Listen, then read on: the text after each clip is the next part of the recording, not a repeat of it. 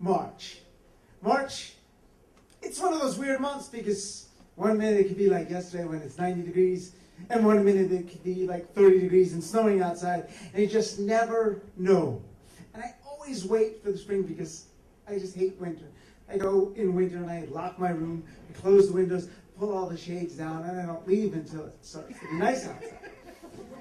So I wait and I wait and I wait until March comes. And then there's those really nice, warm, hot days. And, I'm there, I'm throwing on a t-shirt like this and a pair of shorts, and I'm running outside and not realizing there's still a wind going whoosh. There's probably maybe about 40, 45 degrees, and it's freezing, but I won't be put off. I'm going to wear that short and that t-shirt, and I'm not putting on a jacket. How much blue I'm turning and how much I'm shaking and my knees are knocking. It doesn't matter. Well, there was one time I was living at my friend's house and with her family, and I loved her little boy, Jeremy. He was about 5 years old, and I was in grad school, and I would take care of him. I would help on weekends, and I would take him places. I promised that I would take him to the zoo because he had never been to the zoo. He came from Tibet, and they had never gotten around to taking him to the zoo, so I said, as soon as it's not winter time, because we don't want to go to winter time, all the animals are inside sleeping, we have to go to the zoo. So here it was one of those days, it was maybe 60 degrees. It was sunny outside, I could see that because I came through the shades and curtains I had pulled down, so I opened them up.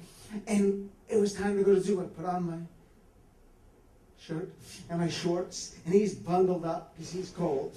And we get on the bus, and we take the bus, and we take the train, and we take the bus. And it's a long ways if you're going from Medford all the way up to Franklin Park Zoo, and you have to walk all the way up through the park, at least we did.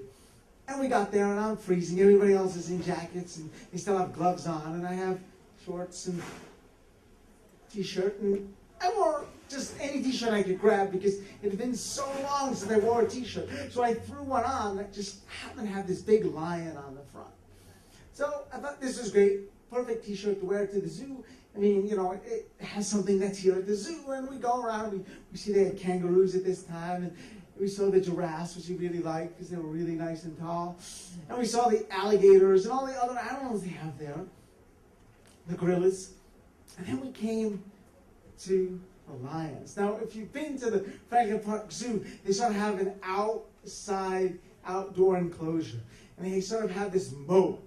I don't know why it's a moat, because I know lions know how to swim. So, if that fills up with water, that's not going to really stop them. They can just swim anyway.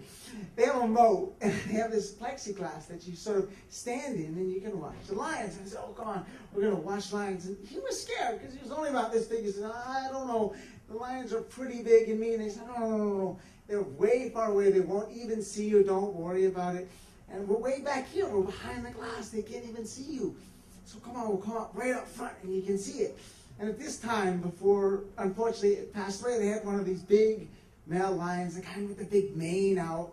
And there he is standing on this big rock. And he's looking, I own this rock.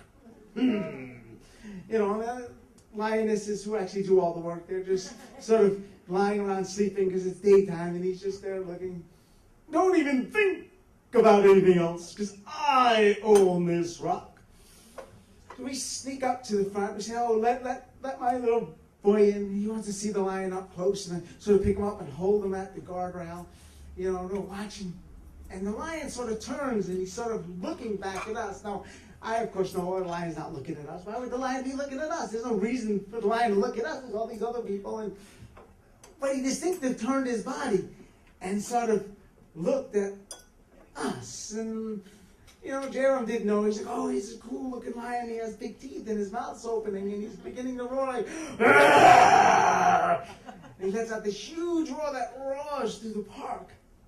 I'm like, wow, that's cool. I've never really seen a lion up that close roaring. And the next thing I know, the lion is charging at the glass. And, we're behind glass, behind this moat that the lion could get across.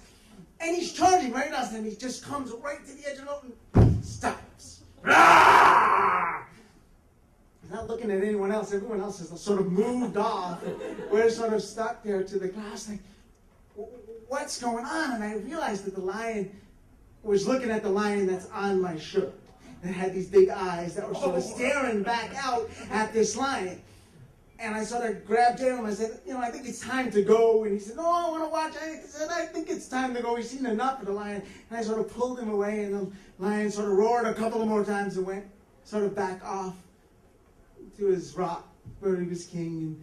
And we saw some other animals. And that's how I remember March, because for me, it definitely comes in like a roaring lion. Thank you.